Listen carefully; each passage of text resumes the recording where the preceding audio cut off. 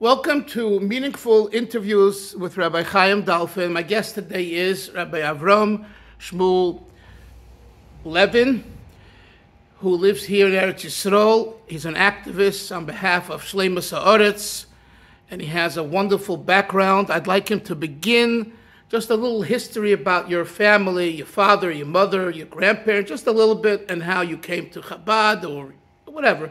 Just tell us a little bit about you. And I know you from Borough Park from years ago. Go ahead, Rabbi Levine.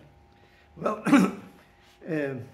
my father was not Chabad originally. His father was a Musmach of Volhozhin. He learned in Volhozhin. And in the yeshiva in Volhozhin. Yes.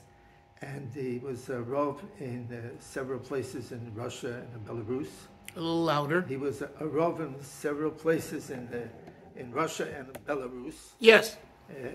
Vyazma, Mariupol. Okay. There's another one I don't remember. He was incarcerated because by the NKVD at those times in the communist Russia. He said that although there was an order and a decree not to spread Yiddishkeit, not to learn Torah with Jews, he was very steadfast and very firm and said that as long as there are Jews here and I'm the rabbi, I'm going to learn Torah, come whatever will be. They incarcerated him, and he was there for I don't know for how long, but I know that his legs were rotted. He had some of the disease. They didn't treat it. In his legs? So they had to amputate both of his legs. Oh, really? Yes. And at the end, this was all his Mesiras Nefesh for Yiddishkeit. For Yiddishkeit. And it's Shvishal Pesach, the day of Mesiras Nefesh. Okay. And and then after my father, I think, was 16 or 15, each Masmid came to the shul where my grandfather was Rav. And Rabbi Masmid would go around. He was a shadar, and he would go from place to place. He was a shliach of the Rebbe to raise funds and teach Chassidus on behalf of the Lubavitch Rebbe, the Friedrich Rebbe, Rabbi Yosef Yitzchak. Right. And Rabbi Masmid said to try to persuade or convince my grandfather he should send his son, my father, to Temchit Mimim. Lubavitch Yeshiva. Yes. In the underground. Right. So my grandfather said that, listen, I would rather want him to go to Slobodka, but since now it was very hard because of the war, whatever it was over there, so I'll send him to Lubavitch. I don't know if London, but I'm sure he doesn't know if he'll be a great rabbi, a great scholar, Torah scholar. But I'm sure he will remain Yerushalayim. He'll be a God-fearing Jew and he will remain religious, observant. Yeah. Now, many people think that by saying so, my grandfather looked at Hasidus, at Yerushalayim negatively. Or maybe his priority was London was more than Yerushalayim. And could be he made that mistake because the Gemara says Mefurish, I think it's Gemara Shabbos, I don't remember which Omid, that there was somebody that came and there was the Amoraim or Tamarim were sitting there and they didn't get up for him, or they did get up for him, and he asked one the one Tana or Amora asked the other one he didn't get up for somebody that was a London. He got up for somebody that's Yerushalayim. And the Gemara feels also over there that Yerushalayim is higher than Lamdonis. Right. Than Lomdis. Right. Okay. So that's the way. So my father went to Lubavitch, and he was raised, I could say, by Lubavitch. He's from Manash. And later on, he left Russia with 1946, 47. My mother was pregnant with me in transit. So the pregnancy was in Russia, but delivery was in Austria in a lager. In a DP camp. In a DP camp, right, in Austria. From there we went to Paris. From Paris We went to the United States, to Boston, to Worcester to be exact. How old were you when you left to America? I think I was 4. It was 1950? Yeah, no, I was more 40-something. I think 5 years old. I was around 5 years It was old. 52. Yeah, I think so. And 51, 52. You came to Worcester? I came to Worcester. Reb Herschel Fogelman? Yes, and He's my wife's uncle. And unser lange was Saul Gordon. I'll never forget him. He's Neil Mems. You know, he's Neil Mems. He was your teacher? Yeah, he was gewaldig. From there, my father got a job in Louisville, Kentucky. In Louisville, Kentucky, as what? As a rabbi? No, as a Sheikh? a shamish assistant rabbi. Right, okay. You know, He ran the shul. He ran the shul. When the rabbi wasn't there, he would give the shir. Right. In Louisville, wow. Yes. And then... How many years was he there? He was there, well, 1950s, I would say almost, maybe 7 years. So you learned like... I learned at day school there, but then after Bar Mitzvah, he sent me to, or before Bar Mitzvah, he sent me to...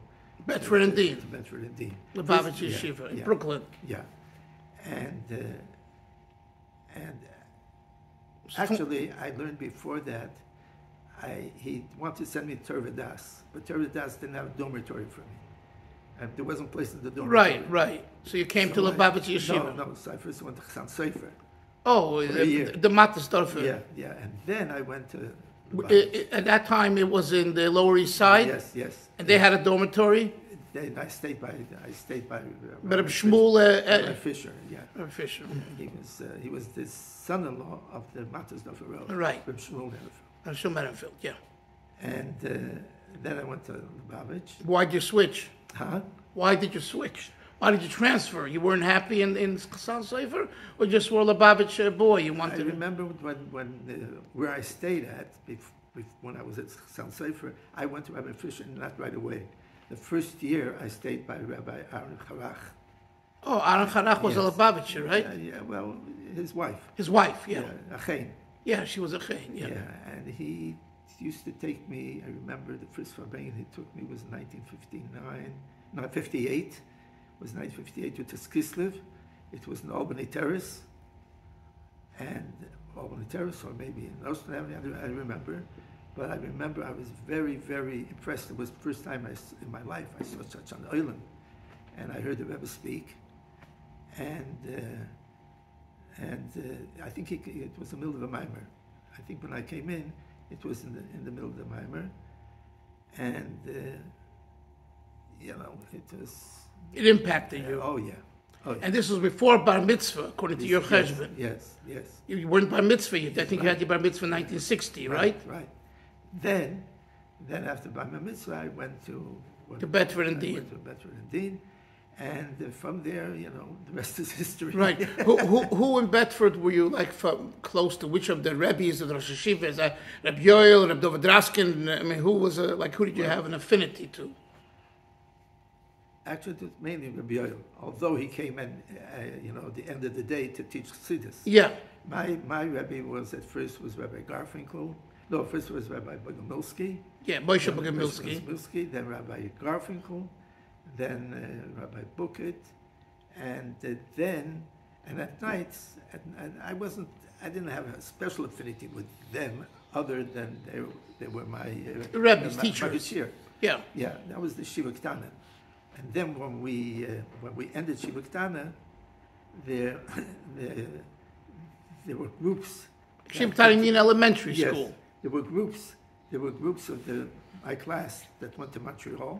Who else were you in class with the Marshall? Who were some of the boys in your class? Unser Lange Sean Jacobson. Yeah.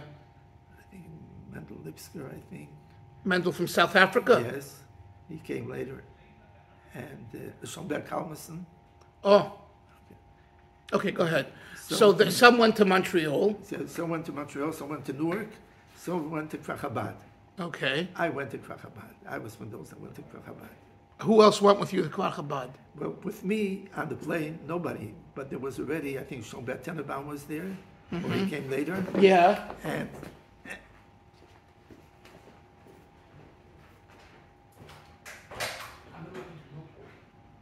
Yeah, Schoenberg Tannenbaum was already there, yeah. Yeah, and Nochem Kaplan.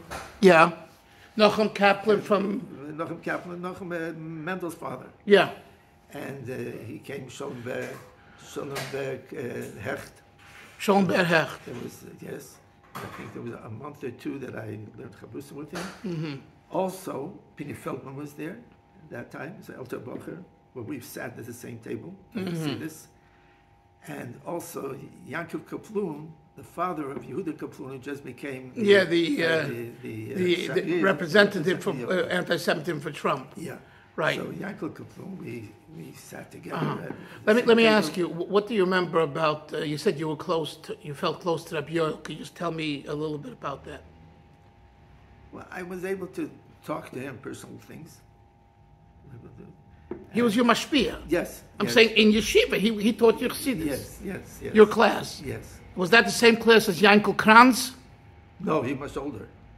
Yankel is older. Yankel Kranz is Shlomo Kunyan's age, right? They're older. They're older. Yeah. Okay. So you were able to talk to him personal things. Personal things, yeah. And there was a very nice rapport between. And he verbringed a lot with you boys. What did he instill in you? I mean, in you bacharim, like at that age. Skashus. Yeah. Skashus. Anything else that stands out that you remember that you want to share? Not at the moment. Okay. So you go to Kfar Chabad, and you learn in Kfar Chabad by Reb Shlomo Chaim. So. And what year was this? 1966. Yes, Tosh Chabad. Right. This is very interesting here.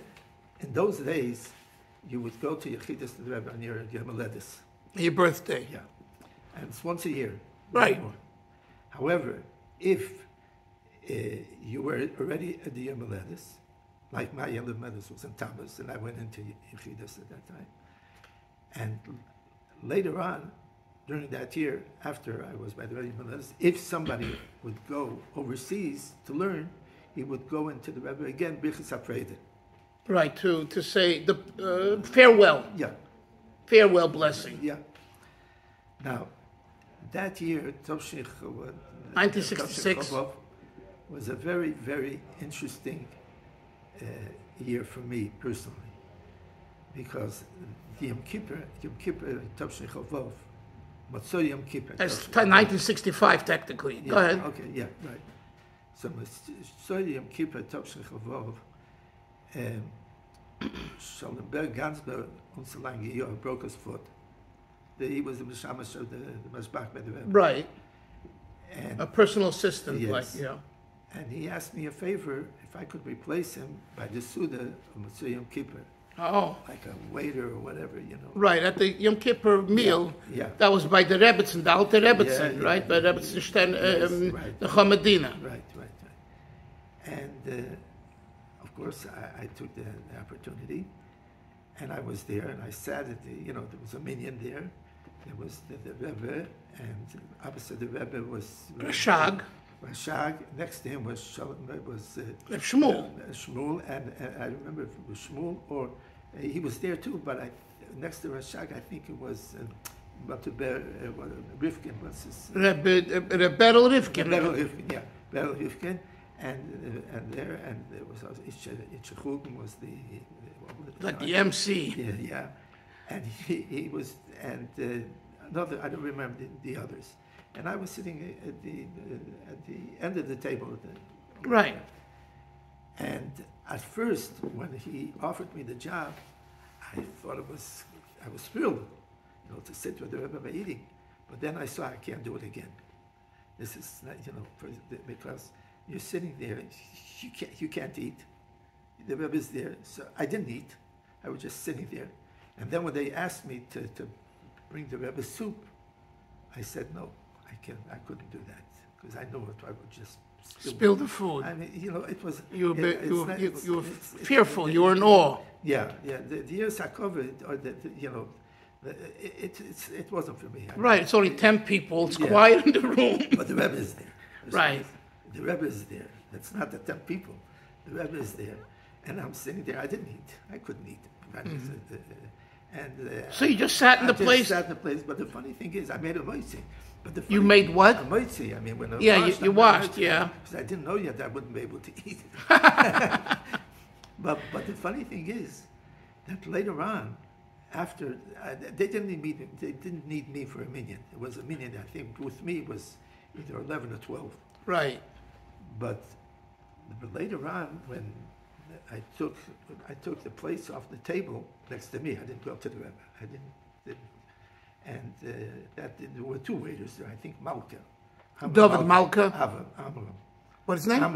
Amram Malka. I think he was there too with me. Okay. Okay. I let them do with the Rebbe and take the stuff from the Rebbe, bring the stuff to the Rebbe.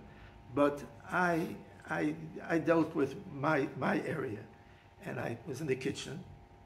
By the way, in the kitchen, did you see the Rebbetzin and the women? No, they were in the other room. So you didn't even see them? No, I knew they were there, but I didn't see them. Okay. And I was in the kitchen, and I was the pochitzach, I was dealing with the dishware and all that. And suddenly somebody, I don't remember who, came running in, and he says, "What are you doing here? The Rebbe is waiting for you." Because the Rebbe didn't want to start benching. I was part of the group. Of the group. So didn't dawn on me that they need me for a meeting. There was a meeting without me. Right. So he said, "Well, what are you doing here? The Rebbe is waiting for you." So I ran back in, and that was that. Now,